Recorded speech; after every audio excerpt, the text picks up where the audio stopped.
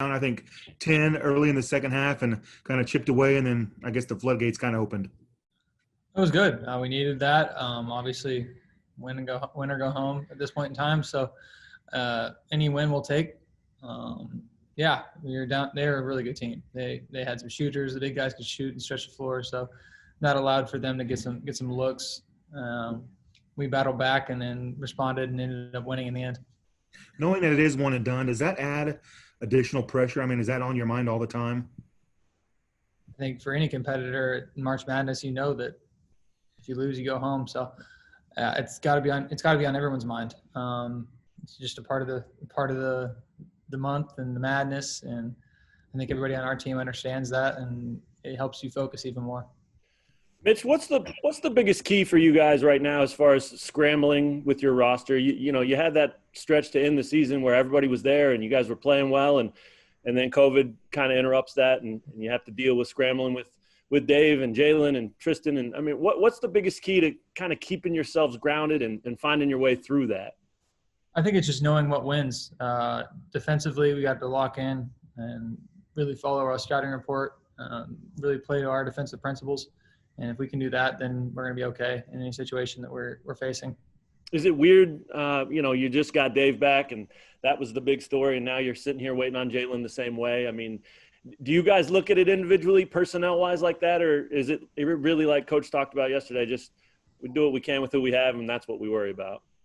Yeah, I mean, similar to what Coach says, next guy up, it's always kind of been our mantra. We're good with what we got, and when we get back the guys that have been out, that's even better. And I think we're looking forward to them coming back. But in the meantime, we're going to play with what we got, and we're going to continue to fight with what we got. Mitch, a couple questions for you. First, wanted to ask about your dive over the table. Can you go back through that and just what you're thinking as you're kind of running toward the sideline and how that all developed? First of all, I thought the table was actually like one of those ones that you guys usually sit at in the field house where it's like planted into the ground. And so I sat down on top of it and I was like, okay, cool, I'm good. And then all of a sudden everything started moving below me and I was like, and timber. But no, yeah, I was just making sure we got that extra possession. And like I said, I thought the table was sturdy. Apparently it was not. Were you worried about the laptop that was on it? Yeah, if you look, I reached down to grab something and I looked, I was like, oh, I don't want to grab that, because leave it to me to bust somebody's $2,000 laptop, and I'd feel horribly if I did that. So I'm glad it didn't break. Yeah, and then wanted to ask you about just getting Jalen back in general. When it does happen, what does Jalen mean to the team, and what do you think he contributes the most? Hey, I think he contributes rebounding, an offensive aggressiveness that we need. He's a bigger guy too, so that helps. I think he'll help us win games, and when he gets back, that'll be a boost to us. Hey, Mitch, what have you seen from Scott said? Following up to what Scott was asking, that play of you saving the ball, throwing it off the opponent, and then tumbling out of bounds, as well as the one that David made, diving out of bounds, getting it ahead to Christian, and it led to a layup for Marcus. How are those two plays an example of you guys selling out for the greater good of the team? Yeah, I mean, the play Dave made was great. You got to think about it.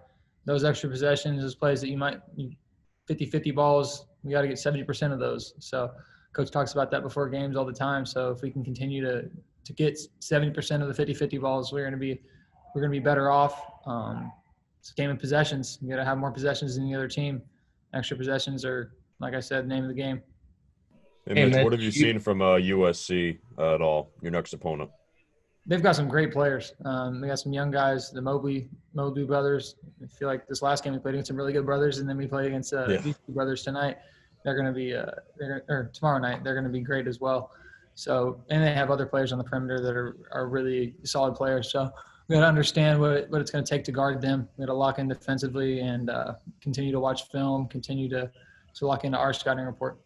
Yeah, and there's a follow-up to that about Dave and what he brings to the team. He had to come back from that COVID pause, and he really showed up in the second half. Can you just talk about the transition for him potentially maybe, and from the first half to the second half? Yeah, coming back coming back from that. I think he did a great job of maintaining himself. I'm glad he was healthy, and he came out there and really played his butt off. His first half, like you said, was a little bit shaky, but he just came back from 10 days of not doing that and not playing this basketball. So he did a great job of adjusting, and then came out there in the second half, kind of slowed down, understood how he was going to get his buckets, knew that the trap was coming, and had to go early to get those jump hooks. So I think he did a great job of that and really gave us what we needed.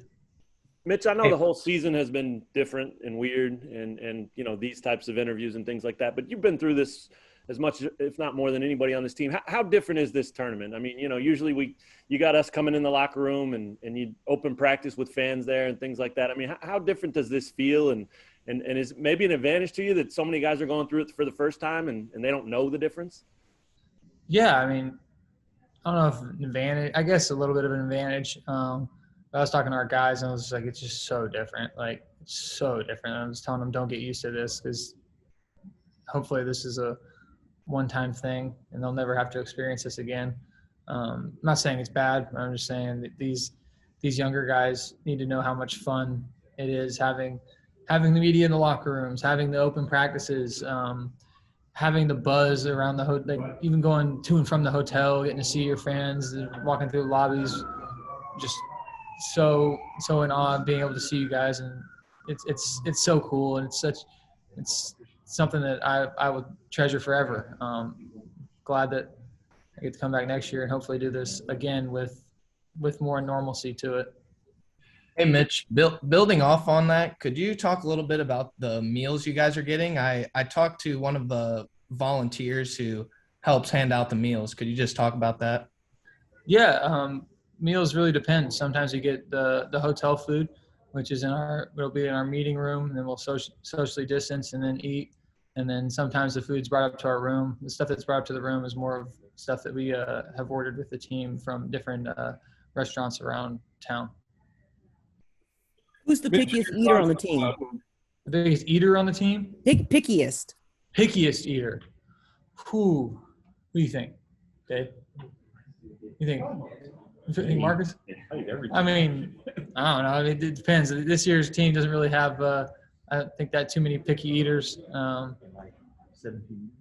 Maybe Marcus, but I think really at this point in time we've eaten so much hotel food that you can't really be picky, which is not a bad thing. Don't get me wrong. Got time for one more with Mitch, and we got to get David in here. Hey, Mitch, just your thoughts of when you heard about BCU and just like, I don't know if you guys talked about it, and I know you guys have empathy when in the Big 12 tournament, but just thoughts about when you guys got the news about BCU. It's crazy. We've talked about this together as a team that this can happen. COVID-19 can knock you out of your season at this point in time. Like I said in the past, it's the fourth quarter. Your mistakes are magnified. I'm not saying they made any mistakes, but COVID-19 can change a season, can end a season. So we have to maintain our procedures here, whether that be wearing masks, socially distance while we eat, socially distance while we're going to and from practice. There's just so many different things that we're doing to limit the chances that we have another, I don't want to say outbreak, but any more cases.